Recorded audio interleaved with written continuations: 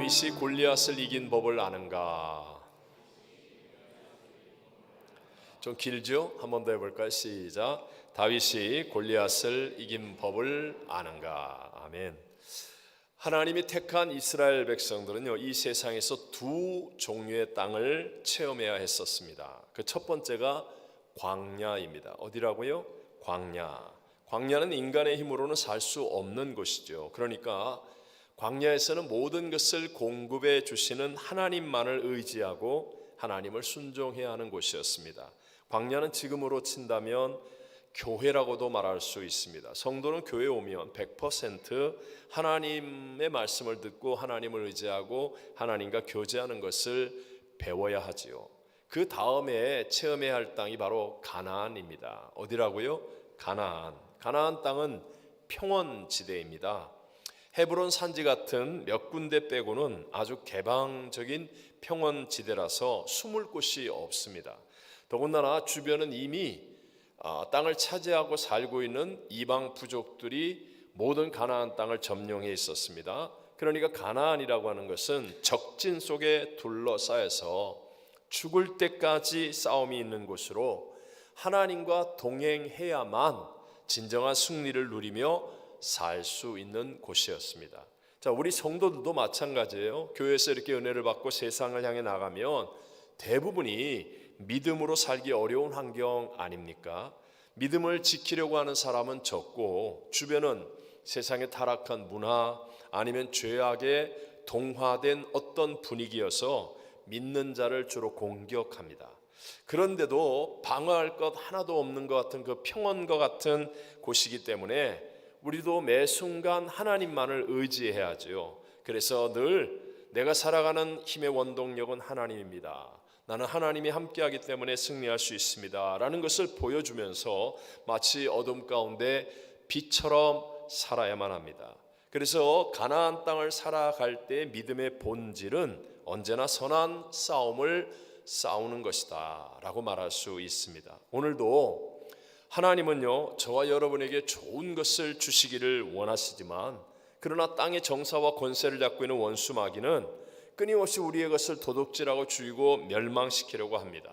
그래서 여러분들 경험해 보셨겠죠. 처음 신앙을 결단하셨을 때 아니면 은혜를 받아서 신앙이 한 단계 업그레이드 되려고 할 때 아니면 하나님의 어떤 큰 복과 역사가 내 앞에 일어나기 직전에 반드시 희한한 시험이 생기고 원수마귀의 회방의 일들이 일어났다는 사실을 우리는 경험할 수 있습니다. 그래서 우리가 건강하게 성장하는 바른 신앙생활이 되려면 반드시입니다.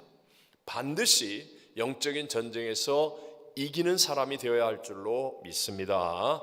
성경을 이렇게 보면요, 예수님이 이 땅에 오셔서 처음 행적을 기록했던 복음서에는 믿는 자가 사망에서 생명으로 옮겼느니라 라고 말씀합니다. 다 같이 한번 요한복음 5장 24절을 보면요, 내가 진실로 진실로 너희에게 이르노니 내 말을 듣고 또 나 보내신 이를 어떤 자?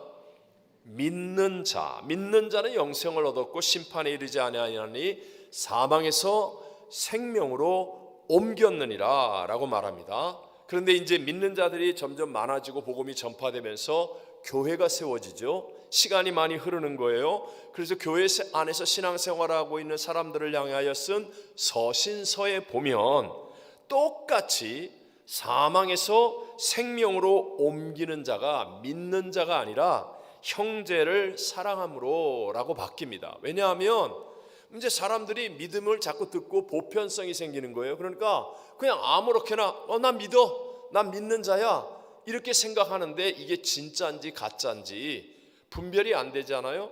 근데 하나님의 방법은 뭡니까? 내가 정말 예수 그리스도를 나의 구세주로 영접하고 믿으면 내 안에 미움, 갈등이 있을 수가 없어요. 그래서 원수와도 화목하려고 하고 즉 형제를 사랑하는 자가 참된 믿음의 사람인 것이 증거되는 방법이라는 거죠. 그래서 서신서 요한일서 3장 14절을 보면 우리는 형제를 어떻게 함으로? 사랑함으로 사망에서 옮겨 생명으로 들어간 줄을 알거니와 사랑하지 아니하는 자는 사망에 머물러 있느니라 라고 성경은 말씀합니다.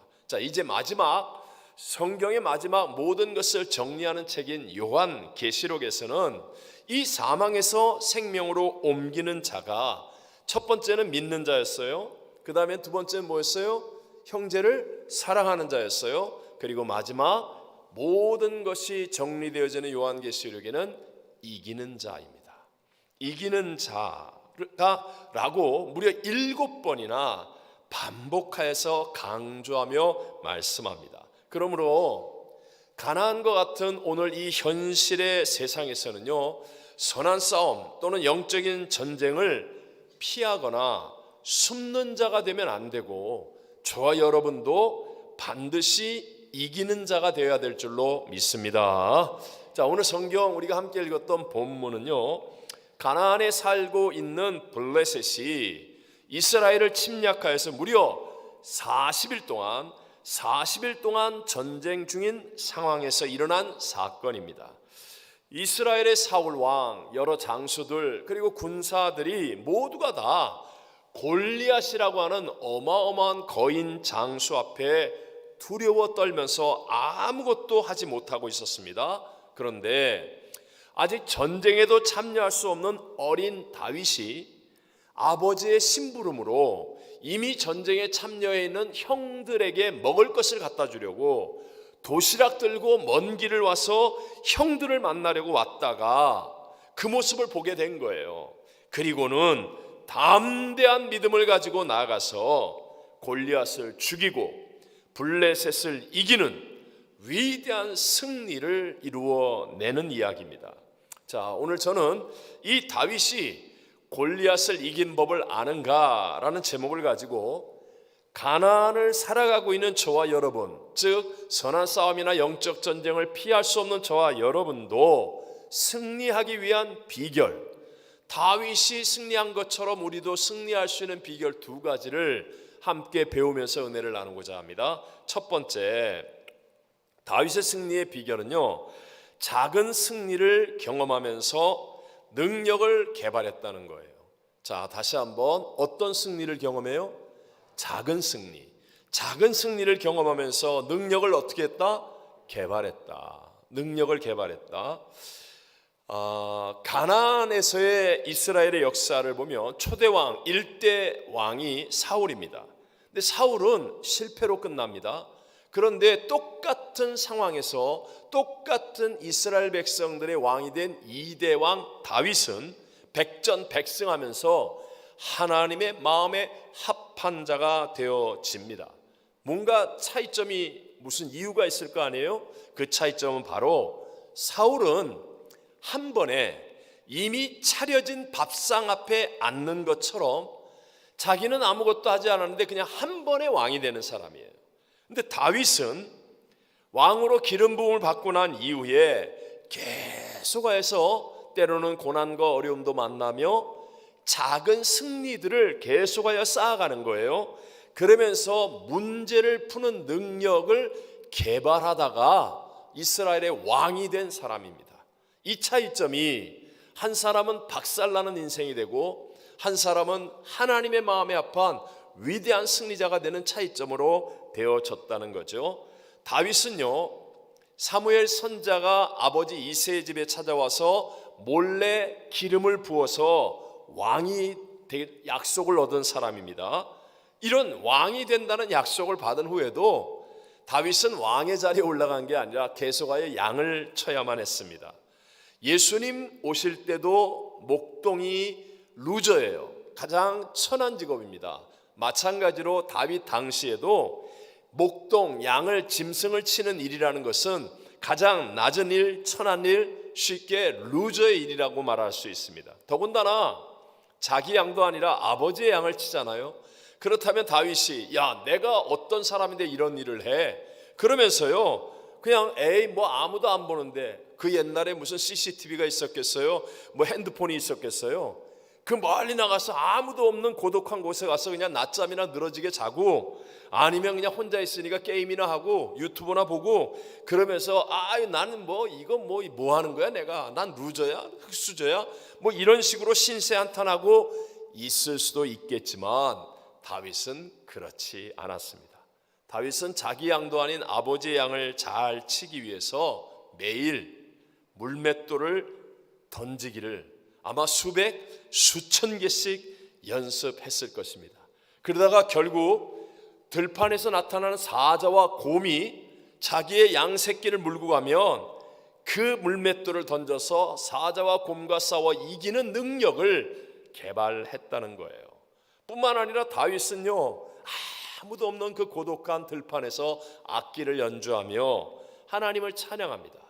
그래서 시편에 정말 주옥같이 아름다운 그 많은 아름다운 글들을 제일 많이 쓴 사람이 되어졌습니다. 자, 그러던 중에 사울 왕이 블레셋과의 전쟁 40일 동안 정말 아무것도 할 수가 없어요. 그래서 낙심하고 주눅 들어 있는데 다윗이 왔다가 자기가 골리앗과 싸우겠다고 하니까 왕이 부르는 거예요. 근데 보니까 너무 어리잖아요. 사울은 이미 다윗을 알고 있거든요. 근데 너무 키가 작고 어리다, 안 된다라고 했더니 다윗이 뭐라고 말합니까? 자, 이 고백이 정말 위대한 고백이에요. 함께 우리 34절, 35절을 같이 읽어보겠습니다. 다윗이 사울에게 말하되 주의 종이 아버지의 양을 지킬 때에 사자나 곰이 와서 양떼에서 새끼를 물어가면 내가 따라가서 그것을 치고 그 입에서 새끼를 건져내었고 그것이 일어나 나를 해하고자 하면 내가 그 수염을 잡고 그것을 쳐 죽였나이다. 아멘. 보십시오. 다윗은 이미 사자나 곰과 싸워서 이겼던 작은 승리들의 경험이 있다 없다? 있다 없다? 있다. 많이 있다. 혹시 여러분 진짜 사자나 진짜 곰을 만나본 적이 있습니까? 제가 설교하면서 기억이 나더라고요. 우리 교역자 수련회를 한번 했는데 밴을 빌려가지고 어디 갔었어요. 근데 그때 밴 안에 먹을 게 있었더니 우리가 숙소 안에 들어간 사이에 곰이 나타나서 그 먹을 걸 꺼내가려고 차에다가 기스를 내고 사람들이 막 곰 나타났다 그러는 거예요. 근데 저는 직접 못 봤어요. 근데 곰 나타났다 그러는데도 심장이 막 벌렁벌렁 뛰고 손발이 얼어붙어가지고 어쩔 줄을 모르겠는데 아무도 없는 들판에 정말로 나밖에 없는 그 자리에 곰과 사자를 만난다면 과연 우리는 어떻게 하겠습니까?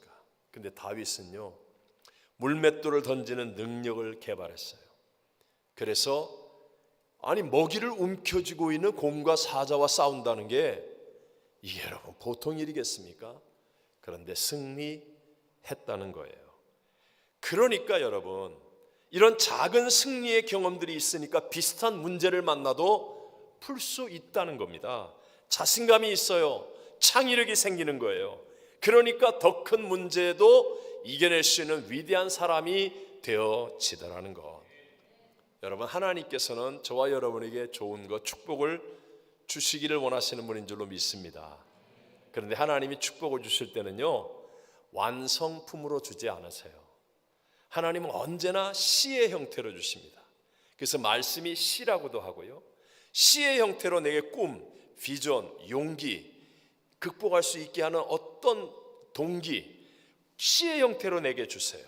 그리고 그 씨를 가지고 내가 심고 가꾸고 애써서 내 손으로 수고할 때 그때 하나님이 비바람도 이기게 하시고 병충해도 이기게 하시고 모진 어떤 시련과 고난도 이겨내게 하시면서 하나님은 결국 풍성한 열매를 맺게 해 주시는 줄로 믿습니다. 바로 이것이에요. 혹시 여러분 학교 다닐 때 참고서 보면 수학 같은 거는 참고서 맨 뒤에 뭐가 있어요? 답이 있잖아요. 답. 정답이 딱 있단 말입니다. 근데 여러분 보세요.